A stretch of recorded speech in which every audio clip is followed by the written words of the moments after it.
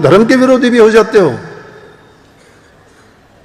और जैसे विचार, जैसे हालात होते हैं, ऐसे कामों में पड़ते हो, तो फिर ये कल्पना कैसे कर सकते हो आपकी संतान अच्छी होगी।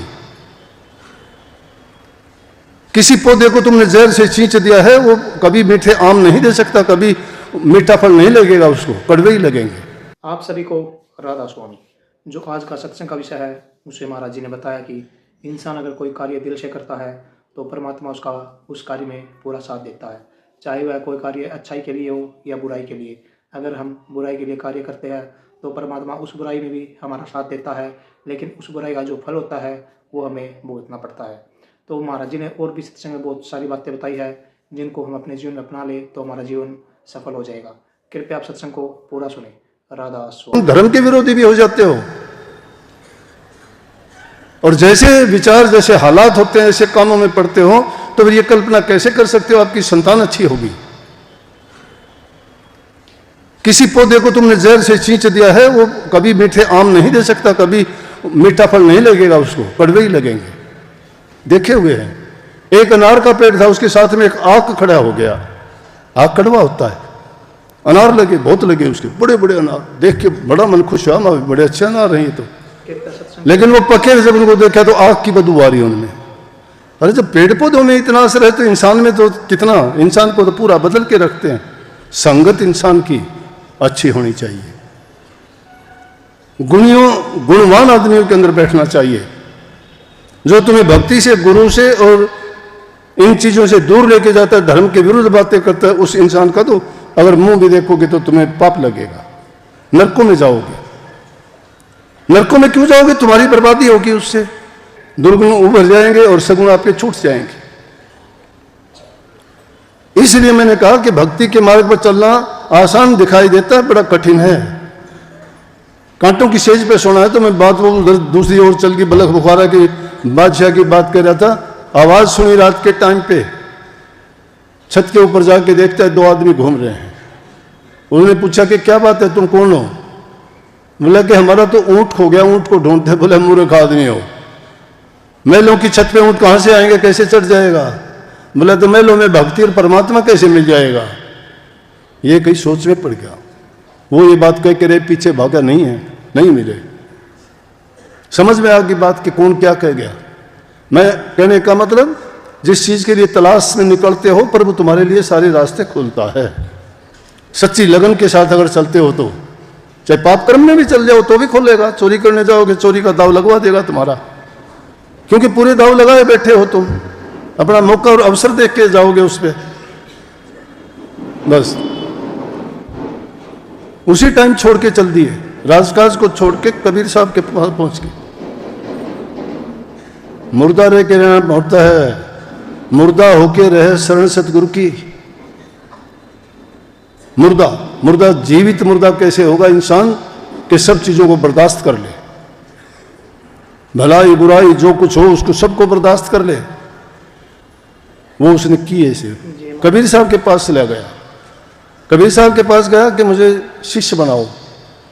कबीर साहब ने सोच लिया राजा है, राजा में अहंकार होता है, इसने हुक्म चलाया है, ये दूसरे के हुक्म में रहना बड़ा कठिन है। कहने लगे तेरे लिए मुश्किल है। माता लोई कहने लगी कोई बात नहीं, आया है तो इसको निराश ना करो।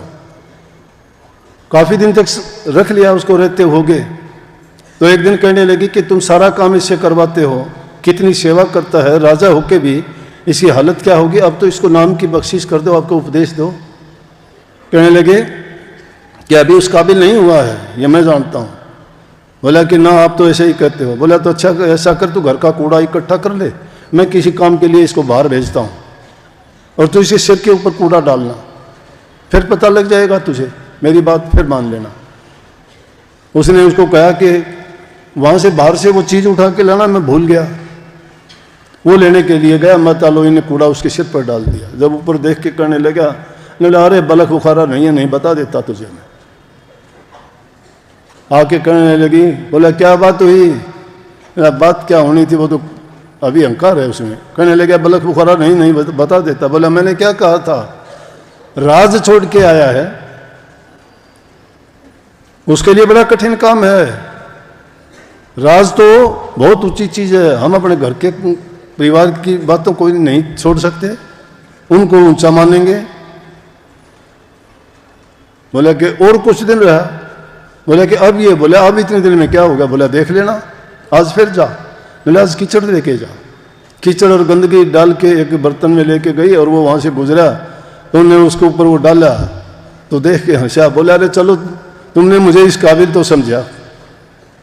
कीचड़ बोले कि हाँ बिल्कुल ठीक, आज इसने ये कहा।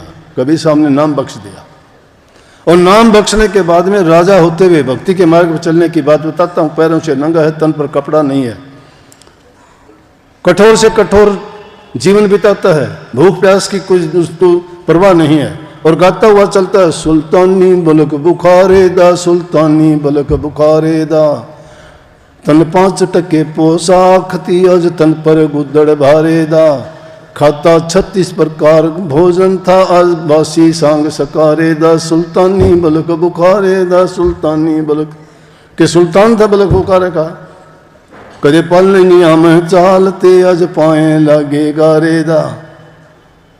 राजा होते हुए ये इस मस्ती में गाता हुआ जाता है, जंगल में बैठा गुदड़ी सी रहा है, पीछे से राज वजीर ने संभाल लिया, और वो वजीर कहीं शिकार खेलता हुआ जंगल में आ गया, वहां पे बैठे हुए वो अपने मस्ती में भक्ति में गुदड़ी सी रहा है। वजीर ने पहचान लिया उसको, कहने लगा बहुत दिन हो गए आपको आए हुए, क्या मिला यहाँ, चलो वापिस अपना राजकाज संभालो, मैंने अब तक तो आपका काम कर दिया। बोला क्या है राज में, क्या मिलेगा। बोले राज में नहीं है, सब कुछ है, यहाँ क्या है, गुदड़ी सी रहा है, तन देख क्या हो गया, कोई शक्ल नहीं पहचानता, सूख के कांटा हो गया। बोले अच्छा चल पड़ूंगा, एक काम कर, गुदड़ी सी राजा सुई वहां नदी थी उसमें फेंक दिया कि मेरी सुई निकाल के ला दे।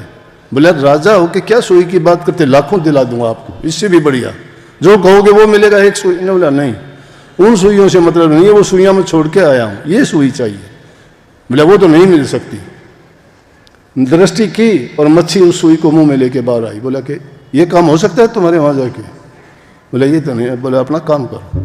भक्ति में ये शक्ति है, ये बातें बनावटी नहीं है, ये सत्य थी, क्योंकि सत्य के पुजारी थे, उनके हृदय में विश्वास था, उनका संकल्प दृढ़ था।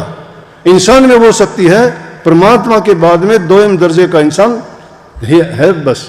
और 84 लाख योनि में कोई भी जीव इतनी शक्ति वाला नहीं है। इंसान जो चाहे वो कर सकता है। इन सारी परमात्मा ने जिन चीजों को गुप्त रखा, इंसान ने खोज दिया। उसने ये जिंदा मूर्तियां बनाई है, इंसान नकली मूर्ति बना सकता है, मिट्टी की बना देगा, पत्थर की बना देगा, और चीजों की खोज करके अनेकों बना देगा, उन्हें जान नहीं डाल सकता। इतना ही फर्क है, क्योंकि वो परमात्मा ये आत्मा है। कहीं भी है हम में तुम में फर्क यही, हम आत्म है तुम परमात्मा, परम आत्म है। तो उस परम आत्म शक्ति को प्राप्त करने के लिए आत्म में वो गुण जगाने पड़ेंगे, और वो गुण जगाने के लिए ही भक्ति की जाती है। और भक्ति के पथ पर चलने के लिए महापुरुषों का अनुसरण करना पड़ता है, उनके उपदेश और ज्ञान को जानना पड़ता है। इसने जो शब्द गाया था ना, उसका और ज्यादा मंत्र कोई मतलब नहीं था। उन्होंने उस शब्द में तो सिर्फ इतनी बातें कही थी कि भाई नदी के बिना, पानी के बिना नदी सूखी है, चंद्रमा के बिना आकाश सूखा है, प्रकाश के बिना महल घर सुनने हैं। तो इसी प्रकार से इंसान का जीवन भी भक्ति के बिना सुनना है। इसको भक्ति से इसी प्रकार से प्रकाशित करो कि इसमें नाम की ज्योत जलाओ, बुराइयों को त्यागो और अच्छे रास्ते पे चलो। और उससे भी उत्तम बात वो आपके अच्छे कामों से कब शुरू होगा, जब आप अच्छा करने की रीत डाल लोगे, नियम बना लोगे, मर्यादित हो जाओगे। घरों में माँ बाप बूढ़े बुजुर्ग की सेवा करो, उससे बढ़ के कोई देवता नहीं है। दुनिया के देवताओं में टक्कर मारना छोड़ दो। माँ बाप की सेवा करो, खुश होकर शुद्ध हृदय से, खुश मन से तुम्हें जो आशीर्वाद देंगे वो फलीभूत होगा। माँ बाप को तो तुम दुख देते हो, टाइम पर रोटी नहीं देते, उनका हाल चाल पूछते नहीं, बीमारी में उनकी दवाई नहीं, सेवा उनकी करते नहीं, जिनसे तुम्हें सब कुछ मिला उसी को भूल दिए, परमात्मा को कहाँ याद करोगे रे। माँ बाप की सेवा करो, जबान से मीठे बोलो, तन से सेवा करो, जरूरत की उनकी चीजों को दो, कि वो जब प्रसन्न होगा, इंसान में है परमात्मा, उसको खुश कर दो, परमात्मा अपने आप खुश होगा। परमात्मा की संतान को दुखी करके कौन सुखी रहा। जरूरतमंद की मदद करो, छल कपट बेईमानी और धोखा मत रखो, ये बर्बाद कर देगा। कितने दिन के लिए रखोगे, क्या लेके जाओगे दुनिया में, ये सोचा करो। भरोसा है आपको, बैठे बैठे बात करते हो कि वो हमारे अंदर बैठा था, ये बात हो रही थी, आज वो नहीं है। कितने या 10 दिन से ज्यादा कोई याद करने वाला नहीं है आपको। अपने जीवन को संवारो, अच्छे काम करके जाओ, दुनिया में नेक नामी कमाओ। जिन्होंने नेक नामी कमाई वो कभी मरते नहीं, जाते नहीं। उनके सिद्धांत, उनके नियम आज भी जिंदा हैं और जिंदा रहेंगे युग युगांतर तक। हमें भी उनकी संतान है, हमें भी ये सोचना चाहिए और उस रास्ते पे चलना चाहिए। सब चीजों को छोड़ के जो तुम्हें मंत्र मिला है, एकाग्रचित होके एकांत में सुबह शाम सबसे प्रथम चीज उसको मान के अपने मन को जरूर लगाना चाहिए। मन भटकेगा क्योंकि मन दुनियादारी की चीजों में लगा रखा है, वो वहां जाएगा, उसको आदत है। लेकिन जब जाता है तो उस टाइम पे अपने मन की रखवाली करके इसको घेर फेर के अपने नाम पे लगाओ, नाम का सुमन करो, ध्यान करो, अभ्यास करो। धीरे धीरे करके आदत पड़ेगी, एक दिन में नहीं पड़ेगी। और जब तुम्हें वो समझ आ जाएगी ना, फिर तो जब कभी मानोगे, वो इसी प्रकार से चेतनता, इसी प्रकार से अज्ञान दूर होने के बाद हृदय में प्रकाश हो जाएगा। ज्ञान का नाम प्रकाश है। वो अज्ञान जब भाग जाएगा, भ्रम जब टूट जाएंगे, तो तुम्हें असली ज्ञान होगा। ये ज्ञान नहीं है, 2 बात सुन ली मैंने भी, इधर उधर की सुना दी आपको, लेकिन वो बातें नहीं, ये ज्ञान नहीं, ज्ञानडी है ये। ब्रह्म ज्ञान को जानो। ब्रह्म ज्ञान क्या है? आत्म शक्ति को पहचानो। और आत्म शक्ति कैसे पहचानी जाएगी? अंतर में प्रवेश करोगे। 9 दरवाजे बाहर खुलते हैं, इनकी तरफ से ध्यान हटा दो। 9 दरवाजे हैं क्या? ये हमारे शरीर की जरूरतों को पूरी करने के लिए, आंख देखने के लिए, कान सुनने के लिए, जिह्वा बोलने के लिए, त्वचा महसूस करने के लिए। कर्म इंद्रियां हैं, वो अपने काम करती हैं। लेकिन इनको उल्टा मोड़ के अगर अंदर में तुम एक ही जगह पर, जहां पर तुम्हारी रूह की बैठक है दोनों तिलों के बीच में, उस जगह पर अपने ध्यान को केंद्रित करके और सब चीजों को भुला के मन उसमें लगा दोगे, तो धीरे धीरे करके तुम्हें अपने आप वो अनुभव हो जाएगा कि जिस चीज की तलाश में थे वो वस्तु यहाँ है। एक दिन में होने वाला नहीं है। घर गृहस्थी की लाखों चीज, लाखों काम हमें रोजाना करने पड़ते हैं, लेकिन भागना नहीं, वो हमारी जिम्मेवारी और हमारा धर्म भी है। उस धर्म को निभाओ, लेकिन सच्चाई के साथ और एक तरीके और सलीके के साथ उनको करते, जिससे किसी को तकलीफ ना हो, किसी के साथ धोखा दगा ना हो, किसी के साथ कपट ना हो। अपने हृदय को शुद्ध और पवित्र रख के जब काम करोगे तो मालिक की मौज आपके अंदर उतरेगी और आपको निहाल कर देगी। इन चीजों की ओर से आपको परवाह ही नहीं रहेगी कि कौन क्या करता है। हम तो दूसरों को देखते हैं, अपने को नहीं ढूंढते। दूसरों की तरफ बड़ी नजर रखते हो, क्या करता है, उसका क्यों हो गया, अरे उसका काम उसका है, उसकी सोच है, वो करेगा। तुम्हारी सोच क्या है? अपनी सोच को गुरु की सोच में मिलाओ ना। गुरु क्या सोचता है, गुरु क्या देता है तुम्हें? गुरु कहता है कि तुम अच्छी सोच में जाओ ना, तुम बुराइयों की सोच की तरफ क्यों देखते हो? जिस चीज का चिंतन करोगे, सुमन करोगे, देखोगे, तुम्हारा ध्यान उनमें जाएगा। ध्यान बढ़ता है, ध्यान हटा दो उन चीजों की ओर से। सीधी सी बात कहते, मानते नहीं। तुझे पढ़ाई क्या पड़ी, अपने आप ना मेड, पढ़ाई क्या पड़ी? अरे अगर तुम उसको, तुम्हारा साथी है, मिलने वाला है, तुम जानते हो तुम्हें दुख कष्ट होता है, सुधार सकते हो तो सुधारो उसको, समझाओ उसको। अगर नहीं समझता तो फिर तो जो महापुरुषों ने कही वो कही है, बैते को मत बहन दो, गए के राखो ठोड़, जो बे तारू को नहीं तो धक्के दे दो और रांद कटे, दूसरे परेशान नहीं होंगे। छोड़ दो उसको कि जा भाई तेरी मर्जी, जो तुझे करना हो कर।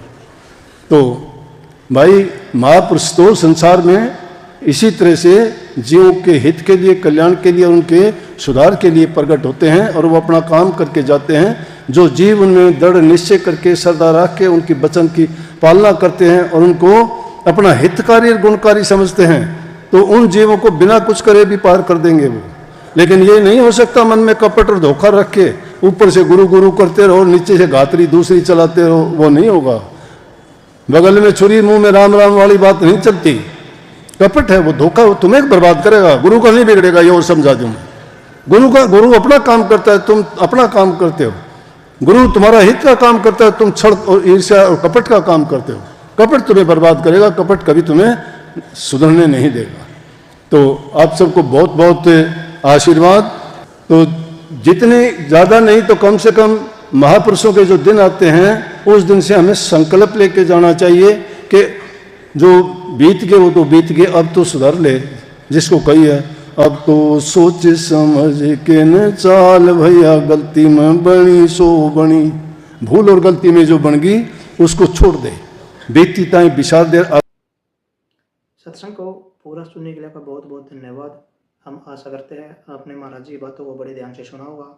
कृपया सत्संग में बताई हुई बातों को अपने जीवन में अवश्य उतारिए ताकि आपका जीवन सफल हो सके। और अगर आपको सत्संग अच्छा लगा तो कमेंट में राधा स्वामी अवश्य लिखे। राधा स्वामी।